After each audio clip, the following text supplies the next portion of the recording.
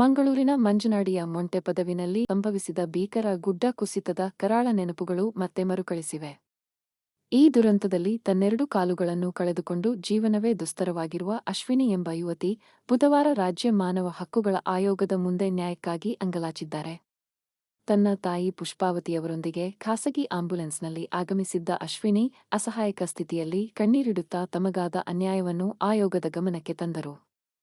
ಜಿಲ್ಲಾ ಪಂಚಾಯತ್ನ ನೇತ್ರಾವತಿ ಸಭಾಂಗಣದಲ್ಲಿ ಆಯೋಜಿಸಲಾಗಿದ್ದ ಸಾರ್ವಜನಿಕ ದೂರುಗಳ ವಿಚಾರಣೆ ವೇಳೆ ವೀಲ್ ಚೇರ್ನಲ್ಲಿ ಕುಳಿತಿದ್ದ ಅಶ್ವಿನಿ ಸಭಾಂಗಣದ ಪ್ರವೇಶ ದ್ವಾರದಲ್ಲಿಯೇ ಅಧಿಕಾರಿಗಳನ್ನು ತಡೆದು ತಮ್ಮ ಅಳಲನ್ನು ತೋಡಿಕೊಂಡರು. ಘಟನೆ ನಡೆದು ಇಷ್ಟು ಕಾಲವಾದರೂ ಸೂಕ್ತ ಪರಿಹಾರ ಸಿಗದಿರುವ ಬಗ್ಗೆ ನೋವು ವ್ಯಕ್ತಪಡಿಸಿದ ತಾಯಿಮಗಳು ಮಾನವ ಹಕ್ಕುಗಳ ಆಯೋಗವೇ ತಮಗೆ ದಾರಿದೀಪವಾಗಬೇಕೆಂದು ವಿನಂತಿಸಿದರು.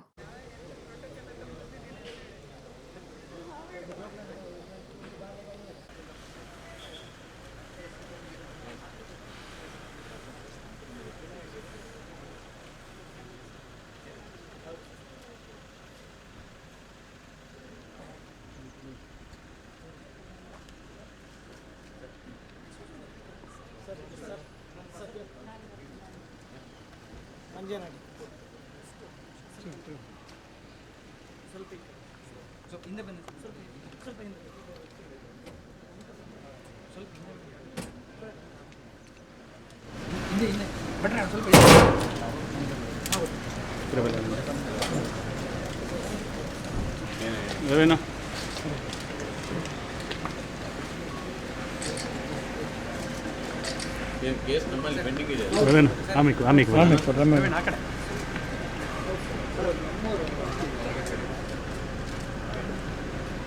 ಎಂತ ನಮ್ಮಲ್ಲಿ ನಿಮ್ಮ ಕಮೆಂಟ್ಸ್ ಕೇಳ್ತೀರಾ? ಇಲ್ಲ, ಇವರಿಗೆ ನೋಟಿಸ್ ಮಾಡಿ DC ಡೆಪ್ಟಿ ಕಮಿಷನರ್ ನೋಟಿಸ್ ಮಾಡಿದ್ರು. ಎಷ್ಟು ಪರಿಹಾರ ಕೊಟ್ಟಿದ್ರು ಅವರು ಪ್ರಾಕೃತಿಕ ವಿಕೋಪ ಅಂತ ಹೇಳಿ ಇದು ಮಾಡಿದ್ರು. ಬಟ್ ಅದು ಪ್ರಾಕೃತಿಕ ವಿಕೋಪ ಅಲ್ಲ, ಅಲ್ಲಿ ನೆಗ್ಲಿಜೆನ್ಸ್ನಲ್ಲಿ ಗುಡ್ಡ ಕುಸಿತದೆ. ಪಂಚಾಯತ್ನವರು ಇದು JCB ಇದು ಮಾಡಿ ಇವರು ಮನೆ ಹೋಗಿದೆ, 2 ಮಕ್ಕಳು ತೀರಿ ಹೋಗಿದ್ದಾರೆ, ಇವರು ತೀರಿ ಹೋಗಿದ್ದಾರೆ, ಯಾರು ಅತ್ತೆ ತೀರಿ ಹೋಗಿದ್ದಾರೆ. ನಾವೊಂದು 2 ಕಾಲು ಕಟ್ಟಾಗಿದೆ. ಒಂದು ಕಾಲಿಗೆ 1 ಲಕ್ಷ ರೂಪಾಯಿ ತೆಗೆದದ್ದು ಯಾರು? ಪಂಚಾಯತ್ನವ್ರು ಆಗದ್ದು ಪಂಚಾಯತ್ನವರು. ಇವಾಗೂ ಯಾಕಂದರೆ ಡಿಸ್ಟ್ರಿಕ್ಟ್ ಅಡ್ಮಿನಿಸ್ಟ್ರೇಷನ್ಗೆ ನಾವು ರಿಕ್ವೆಸ್ಟ್ ಮಾಡಿದ್ರೆ ಎನ್ಕ್ವೈರಿ ಮಾಡಬೇಕಂತೇಳಿ ಅದು 70 ಫೀಟ್ ಇದ್ದು ಕಾಲಿಗೆ ಇದು ಹಾರೆ ಹಾಕಿ ನಾವು ಇದು ಮಾಡಿದ್ದೆ. ಆ್ಯಕ್ಚುಲಿ JCBಯಲ್ಲಿ ವರ್ಕ್ ಮಾಡಿದ್ದೆ, ಸೈಂಟಿಫಿಕ್ ಕೆಲಸ ಮಾಡಿದ್ದೆ. ಅದನ್ನು ಪ್ರೂಫ್ ಮಾಡಲಿಕ್ಕೆ ಇದು NIT ಹೌದು. ಇದರ ಬಗ್ಗೆ ನೆಗ್ಲಿಜೆನ್ಸ್ ಬಗ್ಗೆ ಕಂಪ್ಲೇಂಟ್ ಕೊಟ್ಟಿದ್ದಾರೆ. NIT ಒಂದು ಥರ್ಡ್ ಪಾರ್ಟಿ ಇನ್ವೆಸ್ಟಿಗೇಷನ್ ಮಾಡ್ತಾ ಇದ್ದೀವಿ. ಅವರು ಬಂದು ವಿಸಿಟ್ ಮಾಡಿದ್ದಾರೆ. ಒಂದು ರಿಪೋರ್ಟ್ ವಿದಿನ್ 5 to 7 days ಕೊಡ್ತಾರೆ ಅಷ್ಟೇ. ಸೊ ಅದೊಂದು ರಿಪೋರ್ಟ್ ಬಂದಿದೆ. ಇವ್ರದ್ದು ಸರ್ ಒಂದು ಕಾಲಿಗೆ 1 ಲಕ್ಷ ಇದಾಗಿ ಪರಿಹಾರ ಕೊಟ್ಟಿದ್ದಾರೆ. ಹೌದು. ಒಂದು ಜೀವಕ್ಕೆ 5 ಲಕ್ಷ ರೂಪಾಯಿ ಕೊಟ್ಟಿದ್ದಾರೆ. ಅವರು ಇವರು ಜೀವಮಾನ ಪೂರ್ತಿ ಮನೆ ಹೋಗಿದೆ, ಯಾವುದಿಲ್ಲ, ಎಲ್ಲ ವುಮನ್ ರೈಟ್ಸ್ ಕಮಿಷನ್ ಇದು ಎಲ್ಲ ವೈಲೇಷನ್ ಮಾಡಿದ್ದಾರೆ ಸರ್. ಬಟ್ ಏನಂತ ಇಲ್ಲ, ಆಯಿತು ಇಲ್ಲಿ ತನಕ ಇಷ್ಟಿಲ್ಲಿ ಈಗೇನಿದ್ದಾರೆ. ಇವರಿಗೆ ನೆಕ್ಸ್ಟ್ ಏನು ಫ್ಯೂಚರ್? ತಾಯಿ ತೀರೋದ್ಮೇಲೆ ಯಾರಿಲ್ಲ ಇವರಿಗೆ. ಬಸ್ ಸ್ಟ್ಯಾಂಡಿಗೆ ಆಯಿತು, ಮನೆ ಡೆಸ್ಟ್ರಾಯ್ ಆಗಿದೆ. ಯಾರು ಇಲ್ಲಿ ತನಕ ಒಂದು ಆಫೀಸರ್ಸ್ ಅಲ್ಲಿ ವಿಸಿಟ್ ಕೊಡಲಿಲ್ಲ ಸರ್. ಮನೆಯದು ಕೂಡ ನಾವು ಮಂಜನಾಡಿ ಗ್ರಾಮ ಪಂಚಾಯತ್ವರಿಗೆ ಹೇಳ್ಕೊಂಡು ಅದರಲ್ಲಿ ಗ್ರಾಮ ಸಭೆ ಗ್ರಾಮ ಪಂಚಾಯತ್ ಮೀಟಿಂಗ್ ಮಾಡಿಕೊಂಡು ಅವರದ್ದು ಹೆಸರು ಎಂಟ್ರ್ ಮಾಡ್ಕೊಂಡು ಪ್ರಯಾರಿಟಿಯಲ್ಲಿ ನೆಕ್ಸ್ಟ್ ಯಾವ ಸ್ಕೀಮ್ನಲ್ಲಿ ಬರುತ್ತದೆ ಜಾಗ ನಿಮ್ಮದು ಸ್ವಂತ ಇತ್ತು ಸರ್. ಇನ್ನು ಅಲ್ಲಿ ಮನೆ ಮಾಡಲಿಕ್ಕೆ ಸಾಧ್ಯನೇ ಇಲ್ಲ, ಯಾಕೆಂದರೆ ಅದು ಡೆಸ್ಟ್ರಾಯ್ಗಳೆಲ್ಲ ಗುಡ್ಡ ಕುಸಿತ ಆಗುತ್ತೆ, ಅದರ ಮೇಲೆ ಬಿದ್ದಿದೆ. ಬಟ್ ಇಲ್ಲಿ ತನಕ ಪಂಚಾಯತ್ ಏನು ನಾವು ಎಲಿಗೇಷನ್ ಮಾಡ್ತಾ ಇಲ್ಲ. ಬಟ್ ಏನು ಪಂಚಾಯತ್ನವರು ಎಷ್ಟು ಟೈಮ್ ಆಗಿದೆ ಇದು ಗುಡ್ಡ ಜರಿಯುವಾಗ?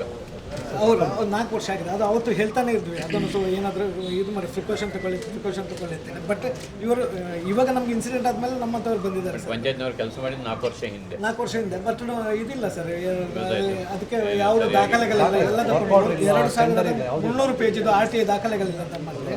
ಏನಂದರೆ ಪಂಚಾಯತ್ನವರು ನೆಗ್ಲಿಜೆನ್ಸ್ ಮಾಡಿದ್ದಾರೆ. ಪ್ಲಸ್ ನಾವು ಇದು ಎನ್ಕ್ವೈರಿ ಕೊಟ್ಟರೆ ಸರ್ಕಾರಕ್ಕೆ ರಿಪೋರ್ಟ್ ಮಾಡ್ತಾರೆ, ಅದು ಮಾನವ ನಿರ್ಮಿತ ಅಂತ ಹೇಳ್ತಾರೆ.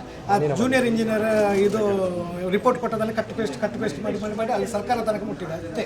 ಬಟ್ ಯಾವುದೇ ಒಂದು ಆಫೀಸರ್ಸ್ ಅಲ್ಲಿ ಕ್ರಾಸ್ ವೆರಿಫಿಕೇಶನ್ ಈಗ ಅದೇ NIT ಇಂದ ಇಂಡಿಪೆಂಡೆಂಟ್ ಆಗಿ ಒಂದು ರಿಪೋರ್ಟ್ ಕೇಳಿದ್ದಾರಂತೆ, ಬಂದಿದ್ದಾರಲ್ಲ, ತುಂಬ ಹೆಲ್ಪ್ ಮಾಡ್ತಾ ಇದ್ದಾರೆ. ಪ್ಲಸ್ ಏನು ಗೊತ್ತು ಸರ್, ಅದಕ್ಕಿಂತ ಮೊದಲು ಮತ್ತೊಂದು ತಂಡ ಮಾಡಿಕೊಂಡು ಅವರು ಎನ್ಕ್ವೈರಿ ಮಾಡಿದ್ದಾರೆ. ಅದರಿಂದಲೂ ಫೇವರ್ ಆಗಿ ಬಂದಿದೆ. ಯಾಕಂದರೆ ಅದು ಡಿಸಾಸ್ಟರ್ ಆದದ್ದಲ್ಲ, ಇದು ನೆಗ್ಲಿಜೆನ್ಸ್ ಇಲ್ಲ ಆದದ್ದು. ಅದು ಯಾರು ಮಾಡಿದ್ದು? ರಿಪೋರ್ಟ್ ಆಗಿದೆ. ಸರ್ಕಾರಕ್ಕೂ ತಮ್ಮ ಮಾನವ ಅಪಾಯಕ್ಕೂ ಕಳಿಸಿದ್ದಾರೆ. ಸ್ವಲ್ಪ ಒಂದು ಇತ್ತು ಒಂದು ಬೇಸಿಕ್ದು ಮಾರ್ಕ್ಸ್ ಇತ್ತು ಅಂತ RWS ರಿಪೋರ್ಟ್ನಲ್ಲಿ ಇತ್ತು. ಅದಕ್ಕಾಗಿ ಕಾನ್ಫ್ಲಿಕ್ಟಿಂಗ್ ರಿಪೋರ್ಟ್ ಇರೋದ್ರಿಂದ ನಾವು NITKಗೆ ಥರ್ಡ್ ಪಾರ್ಟಿ ಇನ್ವೆಸ್ಟಿಗೇಷನ್ ಮಾಡಿ ರಿಪೋರ್ಟ್ ಕೊಡಿ ಅಂತ ಹೇಳಿ. ಸರಿ, ಅದು ರಿಪೋರ್ಟ್ ಬರಲಿ ಈಗ. ಹೌದು, ಮಾನವ ಹಕ್ಕು ಆಯೋಗಕ್ಕೂ ಮಾನವ ಹಕ್ಕು ಆಯೋಗ ಸುಮೋಟವಾಗಿ ಈ ಪ್ರಕರಣ ಇದು ಮಾಡುವಾಗ ಲೈವ್ ಆಗಿ ಇಡೀ ಮಾಧ್ಯಮಗಳು ತೋರಿಸ್ತಾ ಇತ್ತು. ಇಡೀ ಡೈಲಿ ಆ ಒಂದು ಮಗುವನ್ನು ತೆಗಿಲಿಕ್ಕೆ ಬರೋ ಪ್ರಯತ್ನಗಳೆಲ್ಲ ನೋಡುವಾಗ ಎಲ್ಲರಿಗೂ ದುಃಖ ಆಗಿತ್ತು. ಆ ಟೈಮ್ ಸುಳ್ಳು ರಿಪೋರ್ಟ್ ಕೊಟ್ಟಿದ್ದಾರೆ. ಅದು ಆ್ಯಕ್ಚುಲಿ ಪಂಚಾಯತಿ ಮಾಡಿದ ಎಲ್ಲ ಪ್ರತಿಯೊಂದು ನಮ್ಮ ಹತ್ರ ದಾಖಲೆ ಇದೆ. ಮನೆ ಸರ್, ಪಂಚಾಯತಿ ಯೋಜನೆಯಲ್ಲಿ ಬಂದಂತಹ ಮನೆ. ಅದಕ್ಕೆ ದಾಖಲೆ ಇಟ್ಟೆ. ಎಲ್ಲ ಇದೆ ಸರ್, ಎಲ್ಲ ಯಾವ ದಾಖಲೆಗಳನ್ನು ನೋಟಿಸ್ ಮಾಡಿ. ಮತ್ತೊಂದು ಸರ್, ಅವತ್ತು ಇನ್ಸಿಡೆಂಟ್ ಆದ ನೆಗ್ಲಿಜೆನ್ಸ್ 105, 106 ನಲ್ಲಿ BNS ಇದರಲ್ಲಿ ಪೊಲೀಸ್ ಸ್ಟೇಷನ್ ಕಂಪ್ಲೇಂಟ್ ಕೊಟ್ಟಿದ್ವಿ. ಅದು ಇಲ್ಲಿ ತನಕ FIR ಆಗಿಲ್ಲ ಸರ್. ಮತ್ತು UDRನಲ್ಲಿ ನಾನು ಎಂಕ್ವೈರಿ ಮಾಡ್ತೀನಿ ಅಂತ ಹೇಳಿದ್ದಾರೆ. ಬಟ್ UDRನಲ್ಲಿ ಇವಾಗ ನಾವು ಸ್ಟಿಲ್ ಕೇಳುವಾಗ FIR ಇಲ್ಲ, ಸ್ಥಳ ಮಹಾಜರೂ ಇಲ್ಲ, ಯಾವುದಿಲ್ಲ. ಟೋಟಲಿ ನೆಗ್ಲಿಜೆನ್ಸ್ ಸರ್, ಅಷ್ಟೇ ನಾನು ಹೇಳ್ಬೋದು. ಸ್ಥಳ ಮಹಜರು ಮಾಡಲಿ, ಗಲ್ಲಿ ಮಣ್ಣಿನ ಕೋರ್ಟಿಗೆ ಏನಾದ್ರು ಹೋಗಿದ್ರೆ ಸರ್ ಇವಾಗ ಏನಂದ್ರೆ ಇವರು ಆ್ಯಕ್ಚುಲಿ ಇವರು ಯಾರು ಇಲ್ಲ ಸರ್, ನಮ್ಮಂಥವ್ರು ಹೋಗಿದ್ದೀರಾ? ಇಲ್ಲ. ಇವಾಗ ಯಾರಾದರೂ ನಾವು ಫ್ರೀಯಾಗಿ ಮಾಡ್ತೇವೆ ಅಂತೇಳಿ ಒಬ್ಬರು ಬಂದಿದ್ದಾರೆ ಅಡ್ವೊಕೇಟ್. ಇವರ ಪರಿಸ್ಥಿತಿ ನೋಡಿಕೊಂಡು ಇನ್ನು ನೆಕ್ಸ್ಟ್ ಏನಾಗುತ್ತೆ ಅಂತ ಗೊತ್ತಿಲ್ಲ ಸರ್ ನಮಗೆ. ಬಟ್ ಇವ್ರದ್ದು ಏನು ಗೊತ್ತಾ ಸರ್, 3 ತಿಂಗಳು ಹಾಸ್ಪಿಟ್ಲಲ್ಲಿದ್ದರು. ಸರ್ಕಾರದಿಂದ ಇದು 3 ಲಕ್ಷ ರೂಪಾಯಿ ಇದು ಆಯುಷ್ಮಾನ್ ಯೋಜನೆಯಲ್ಲಿ ಕೊಟ್ಟಿದ್ದಾರೆ. ಇವರ ಕಾಲು ಕಟ್ ಮಾಡಲಿಕ್ಕೆ ಅಂತಲೇ ಹೇಳ್ತೀನಿ ಸರ್. ಮತ್ತೊಂದು KS ಹೆಗ್ಡೆ ಅವರು ಫ್ರೀಯಾಗಿ ಬಿಟ್ಟಿದ್ದಾರೆ. ಬಾಕಿ ಇದು ನೋಡಿಕೊಂಡು 5 ಲಕ್ಷ ರೂಪಾಯಿ ಪ್ರತಿ ಇದಕ್ಕೆ ಬಂದಿದೆ. ಒಂದು ಕಾಲಿಗೆ 1 ಲಕ್ಷ, ಇನ್ನೊಂದು ಕಾಲಿಗೆ 1 ಲಕ್ಷ, ಮಾವನ ಕಾಲಿಗೆ 1 ಲಕ್ಷ. ಇದು ಏನು ಸರ್? ರಿಪೋರ್ಟ್ ಬರಲಿ, ನಾವು ಆಯ್ತು. ಶಾಶ್ವತ ಪರಿಹಾರ ಒಂದು ಕೊಡಬೇಕು ಸರ್. ಎಲ್ಲರೂ ಬಂದಿದ್ರು. ನಮ್ಮಲ್ಲಿ ಕೇಸ್ ಪೆಂಡಿಂಗ್ ಇದೆ. ಹೌದು ಸರ್. ರಿಪೋರ್ಟ್ ಬಂದ ತಕ್ಷಣ ಮಾಡ್ತೇವೆ. ರಿಪೋರ್ಟ್ ಹಾಕಿ.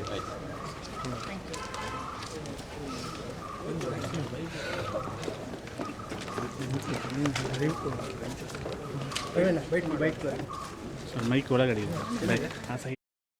2012ರಲ್ಲಿ ಬೆಳ್ತಂಗಡಿ ಪೊಲೀಸ್ ಠಾಣಾ ವ್ಯಾಪ್ತಿಯ ಕೊತ್ಲೂರು ಎಂಬಲ್ಲಿ ನಡೆದಿದ್ದ ನಕ್ಸಲ್ ಕರಪತ್ರ ಹಚ್ಚಿದ ಪ್ರಕರಣಕ್ಕೆ ಸಂಬಂಧಿಸಿದಂತೆ ಆರೋಪಿ John alias Jayanna alias Mahesh ಎಂಬಾತನನ್ನು ಕೇರಳದ ಪೊಲೀಸರು ಬಿಗಿ ಭದ್ರತೆಯಲ್ಲಿ ಬೆಳ್ತಂಗಡಿ ನ್ಯಾಯಾಲಯಕ್ಕೆ ಹಾಜರುಪಡಿಸಿದ್ದಾರೆ.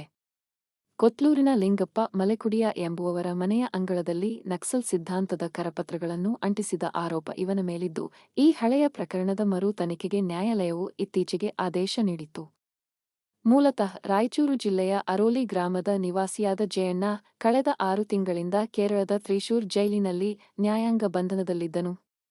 ಇತ್ತೀಚೆಗಷ್ಟೇ ಕರ್ನಾಟಕದ ಮುಖ್ಯಮಂತ್ರಿಗಳ ಮುಂದೆ ಶರಣಾಗತಿಯಾಗಿದ್ದ ಈತನನ್ನು ಬಾಕಿ ಇರುವ ಹಳೆಯ ಪ್ರಕರಣದ ವಿಚಾರಣೆಗಾಗಿ ಕೇರಳದ ವಿಶೇಷ ಪೊಲೀಸರು ರಾಜ್ಯಕ್ಕೆ ಕರೆತಂದು ನ್ಯಾಯಾಂಗ ಪ್ರಕ್ರಿಯೆಗೆ ಒಳಪಡಿಸಿದ್ದಾರೆ.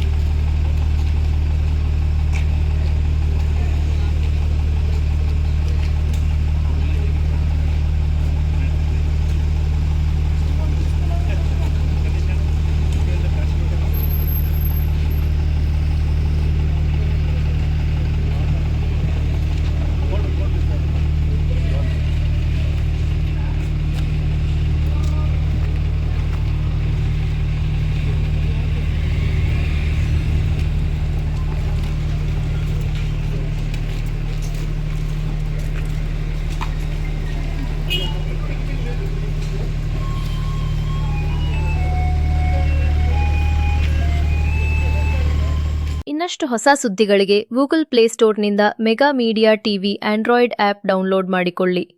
ಕ್ಷಣ ಕ್ಷಣದ ನ್ಯೂಸ್ ಅಪ್ಡೇಟ್ಸ್ಗಳಿಗೆ ಮೆಗಾ ಮೀಡಿಯಾ ನ್ಯೂಸ್ ವೆಬ್ಸೈಟ್ಗೆ ವಿಸಿಟ್ ಮಾಡಿ.